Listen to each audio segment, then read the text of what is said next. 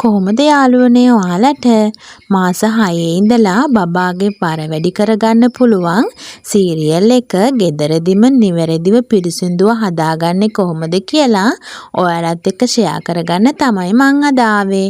එහෙනම් බලමු මේ සීරියල් එක ගෙදරදිම හදාගන්නේ කොහොමද කියලා. මම අද ගත්තේ ඇට ටික මැනගන්න පීරිසි අඬු කෝප්පයක්. ඕගොල්ලන්ට පුළුවන් මීට වැඩිය පොඩි භාජනයක් උනත් ගන්න. පොඩි පියනක් උනත් කමක් නැහැ. මුලින්ම බබාට හදන කෙනෙක් නම් පොඩි භාජනයක් ගන්න. මොකද ඉස්සෙල්ලාම බබාට පොඩි ප්‍රමාණයක් හදන්න. මොකද බබාට කෑමට දෙන්නේ පොඩි ප්‍රමාණයක් නිසා. මම අද ගත්තේ ඇට වර්ග 4යි. කඩල, මුං ඇට, සහල්, කව්පි.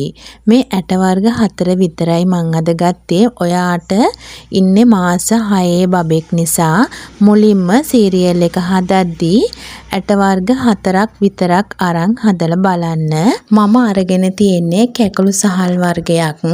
ඔයාලට පුළුවන් බබාට දෙන ඕනෑම හාල් වර්ගයක් ගන්න. මේ ඇට වර්ග ගනිද්දී බබාට ඇලර්ජි තියෙනවද කියලා බලලා තමයි අපි ඇට වර්ග ටික ඔක්කොම ගන්න ඕන. මුලින්ම බබාට පොඩි ප්‍රමාණයක් තමයි අපි හදා ගන්න ඕන. බබාට මේ සීරියල් එක හැදුවට පස්සේ මාස 6 අන්තිම සතිය වගේදී ඔයාලට පුළුවන් මේ සීරියල් එක දෙන්න. මොකද මුලින්ම අපි දෙන්නේ බෙරිබත, ඊට පස්සේ දෙන්නේ බෙරිබත සහ එළවලුවක් එකතු කරලා ඒ විදිහට ටික ටික වැඩි කරගෙන දෙනකොට ඔයාලට පුළුවන් මාස 6 අග වෙනකොට මෙන්න මේ සීරියල් එක බබාගේ කෑමට එකතු කරගන්න පුළුවන්. මම මුලින්ම කරේ ඇට වර්ග ටික වෙන වෙනම 3 පාරක් හොඳට සෝදගත්තා. හැම ඇට වර්ගයක්ම 3 පාරක් හොඳට වතුරෙන් සෝදගත්තා.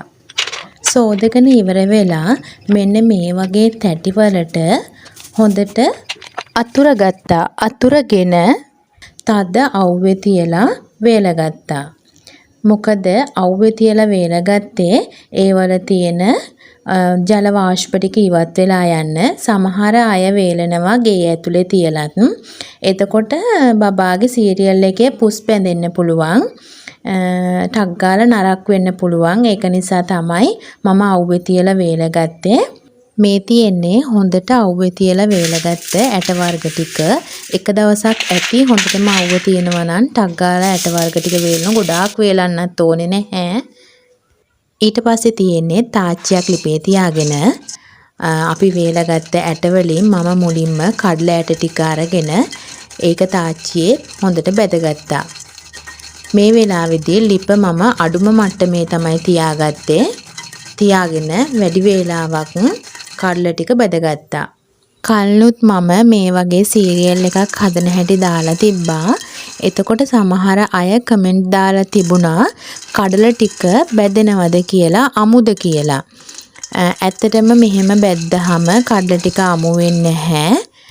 හොඳට බැදෙනවා. මම මෙන්න මේ ප්‍රමාණයට තමයි කඩල ඇට ටික බැද්දේ.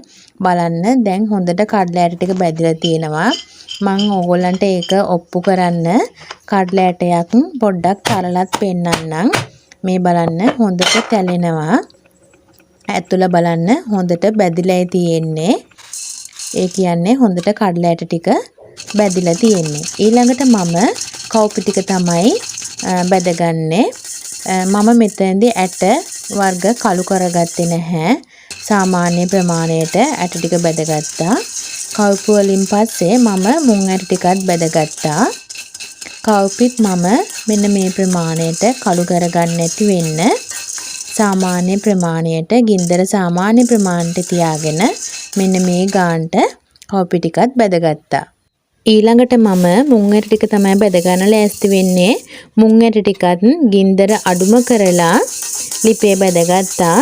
මෙතනදී මුං ඇටවල පැහැය ගොඩක් වෙනස් වෙනවා. මම කළු කරගත්තේ නැහැ. මුං ඇටවල පැහැය ගොඩක් වෙනස් වෙනවා. කළු පැහැයට හුරු පැහැයක් එනවා. ඔයාලත් මේ ගානට මුං ඇට ටික බැදගන්න ගොඩක් කළු කරගන්න එපා. මේ පාට වගේ තමයි මුං ඇට ටික බැදෙනකොට. ගොඩක් කළු වුණොත් එහෙම තිත්තරහක් එනවා. සීරියල් රහේ රහ වෙනස් වෙනවා. ඊළඟට මම අපේ හාල් ටික තමයි බැදගන්නේ. ඔයාලට මෙතනදී බබාට දෙන ඕනෑම හාල් වර්ගයක් ගන්න පුළුවන්. මම අද ගත්තේ නිවුඩ සහිත හාල් වර්ගයක්. ඒකත් මම සාමාන්‍ය ප්‍රමාණයට බෙදගත්තා. ඒකත් මම මේ ඇටයකටම එකතු කරගත්තා. බ්ලෙන්ඩර් එකක් නැති අම්මලාට පුළුවන් මේ ඇට ටික මෙහෙමම බෙදලා හොඳ පිරිසිදු මෝලකට දීලා කොටා ගන්න. බෙදගනිපු ඇට ටික රස්නේ පිටින්ම බ්ලෙන්ඩර් එකට දාලා කොටා ගන්නේ නැහැ. රස්නේ චුට්ටක් අඩු වෙනකන් තියලා තමයි බ්ලෙන්ඩර් එකට දාලා කොටා ගන්නේ. ඊට පස්සේ මේ තියෙන්නේ මං කොටා ගනිපු ඒ ඇට ටික ටික දාලා තමයි මං කොටා ගත්තේ. මේකේ තියෙනවා කප්පි වගේ තව කෙටිච්ච නැති ඒවා. ඒ ටිකත් මම හලලා ආයි කොටා ගත්තා. දැන් අපි මේ කොටපුවා ඒ තරම්ම සියුම් නැහැ. ඒක නිසා අපි හොඳට මේ ටික හලා ගන්න ඕනේ. මම මෙන්න මේ වගේ ගොට්ටකින් මුලින්ම හලා ගත්තා. ඒ වුණාට ඒ ගොට්ටෙන් ඒ තරම්ම හොඳට සියුම් විදිහට හැලුන්නේ නැහැ. මම ඊට පස්සේ ගෙදර තියෙන පාම් පිටි ಜಾති හලන පෙනේරෙන් හැලුවා. එතකොට නම් හොඳටම සියුම් විදිහට හැලුණා. ඒ ගාන තමයි බබාට. ඇයි බබා චූටි නිසා බබාට හොඳට සියුම්ව දෙන්න ඕන. මොකද තලපයක් වගේ හදලා දෙන නිසා බබාට ගිලින්න පහසුයි. මුලින්ම මම බබාට හැලුවේ මෙන්න මේකින්. ඒ වුණාට හොඳටම ඒ හැලුන්නේ නැහැ. ඊට පස්සේ තමයි මම ගෙදර තියෙන පෙනේරෙන් හැලුවේ.